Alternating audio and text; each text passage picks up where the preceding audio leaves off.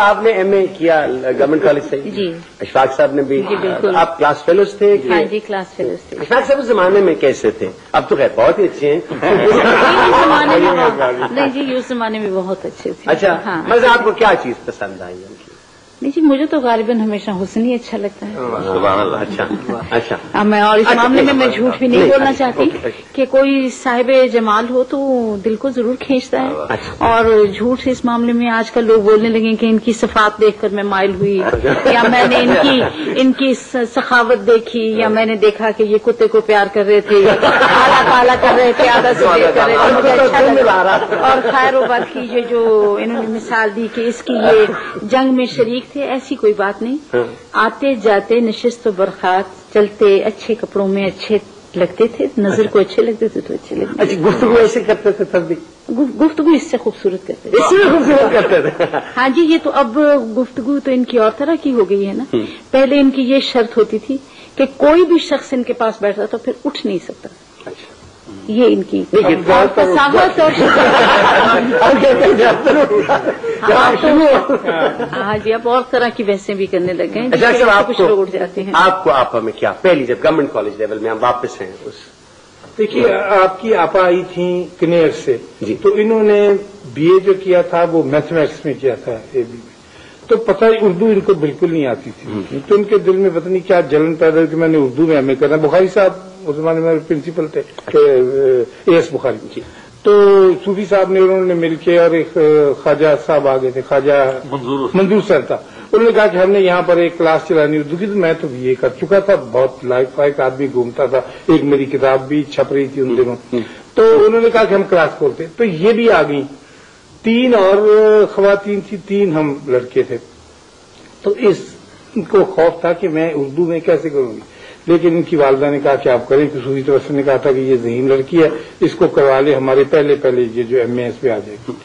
تو میں نے یہ دیکھا کہ ایک لڑکی جس کو جو ہمدردی کو ہمدردی لکھتی ہے اور خواہش مند کی میم ہے سے پہلے آ جاتی ہے اس کو املا نہیں آتا تو یہ کس طرح سے پاس ہوگی.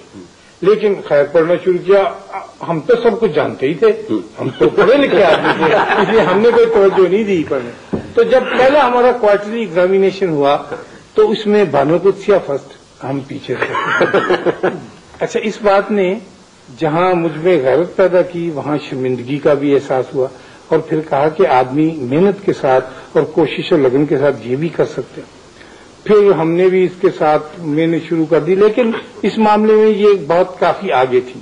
میں نے محسوس کیا کہ جو چیزیں مجھ میں بہت کم ہیں وہ ان میں بہت زیادہ ہیں اور یہ ایک قابل تعریف بات ہے. جو اس زمانے میں ہماری چونکہ جیلسی کم کیا ہوتی نہیں تھی ہم کو پتہ نہیں ہوتا.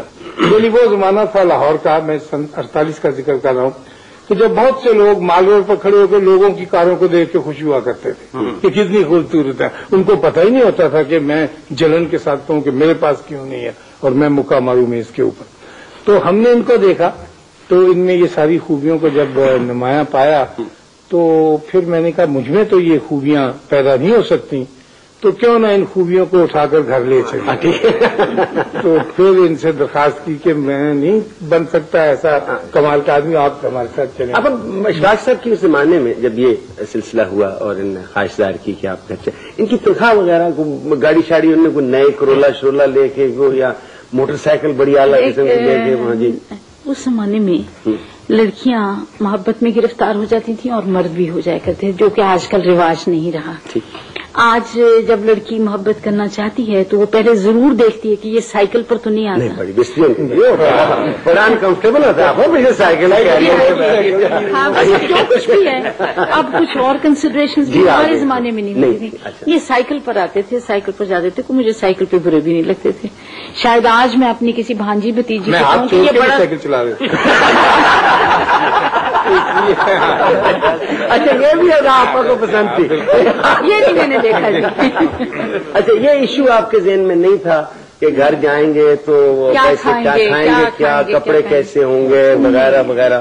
غالباً میرے دماغ میں تو آج بھی یہ کنسیڈریشن نہیں ہے. اب اشفاق صاحب کو کوئی جہیز وغیرہ کے جہیز بات ہوتا ہے نا کہ آدمی کا پیسے نہ ہو تو وہ بھی سوچتا ہے کہ ادھر سے کوئی مال شال آئے گا تو وہ. دیکھیے ہم دونوں فقیر آدمی تھے, فقیر ہی رہے ہیں اور اللہ نے چاہا تو ایسے ہی چلے جائیں گے. اور کوئی ہمیں جو کنسیڈریشن ہم دونوں میاں بیوی کو ہے نا جی, غالباً شہر میں کسی اور کو نہیں.